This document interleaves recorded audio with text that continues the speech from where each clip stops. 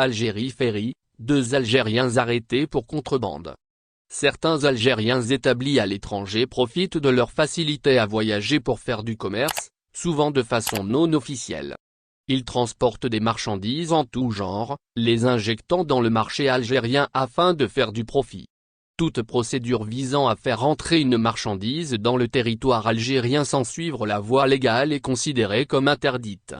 C'est dans le but d'opérer frauduleusement que 2 Algériens, vivant en Espagne, ont essayé de faire rentrer des appareils téléphoniques mobiles en Algérie. Ils ont été découverts en possession d'une grande quantité d'appareils électroniques. Une énorme quantité d'appareils électroniques acheminés. Les 2 Algériens ne se sont pas contentés d'acheminer quelques dizaines d'unités mais plutôt des milliers.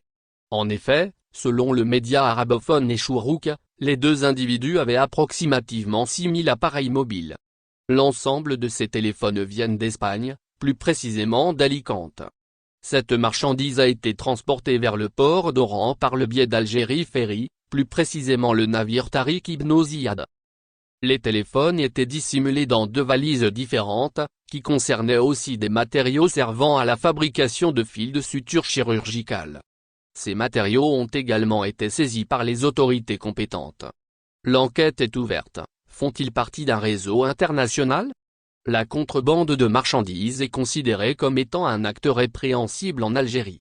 Les 2 immigrés ont donc été arrêtés par les services de la douane du port d'Oran.